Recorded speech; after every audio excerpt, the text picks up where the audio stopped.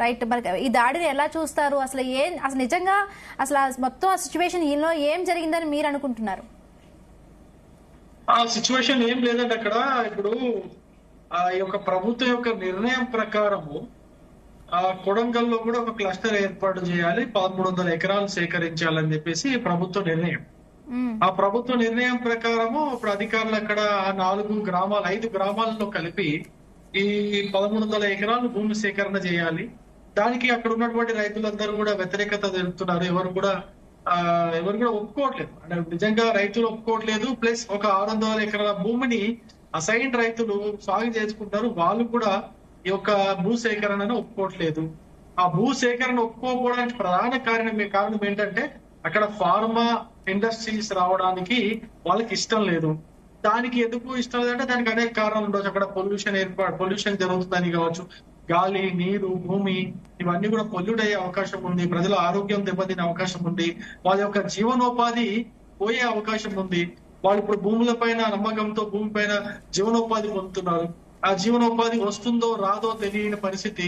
ఈ యొక్క భూమి యొక్క విలువ దాదాపు 20 లక్షల పైగా, మినిమం 20 లక్షల పైగా ఉంది. అంత నష్టపరిహారం ప్రభుత్వం చెల్లించే పరిస్థితిలో లేదు. దానికి తోడు ఇంకోటి ఏమవుతుందంటే వీటన్నిటికి ఎన్ని ఒక ఎత్తు అయితే అక్కడ ఈ యొక్క ముఖ్యమంత్రి యొక్క కుటుంబ సభ్యులు ఎవరైతే ఉన్నారో వాళ్ళు చేస్తున్నటువంటి దౌర్జన్యం అనేది మనం స్పష్టంగా చెప్పగలుగుతున్నాం. ఎందుకంటే ముఖ్యమంత్రి అన్న అక్కడ తిరుపతి రెడ్డి కావచ్చు, కొండల రెడ్డి కావచ్చు, ఇక మిగతా బంధువులందరూ కూడా ఇక్కడ ఉన్నటువంటి రైతులను భయభ్రాంతులకు గురి చేస్తున్నారు. ఇంతే ఇస్తాము, తీసుకుంటే తీసుకో, లేకపోతే లేదు, ఏం చేసుకుంటో చేసుకోపోండి, కర్మ అన్నట్టుగా మాట్లాడుతున్నారు. రైతులను భయభ్రాంతులకు గురి చేస్తున్నారు. ఎప్పుడైతే ఈ దౌర్జన్యం కొనసాగుతుందో ఖచ్చితంగా ఆబ్వియస్ గా ప్రజల నుంచి మనకు రిపర్కేషన్ వస్తుంది కదండి.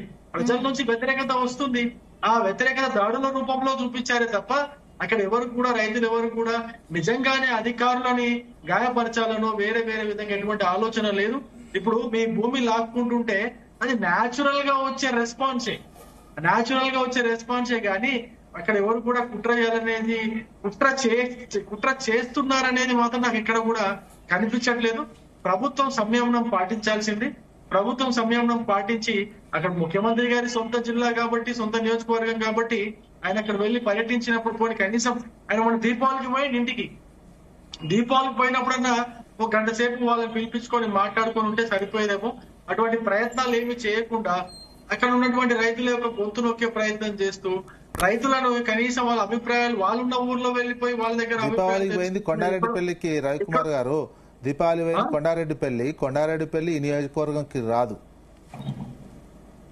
నేనేమంటున్నా, ఆయన జిల్లా కావచ్చు, ఆయన జిల్లా కాబట్టి ఆయన వెళ్ళినప్పుడు కనీసం ముఖ్యమంత్రి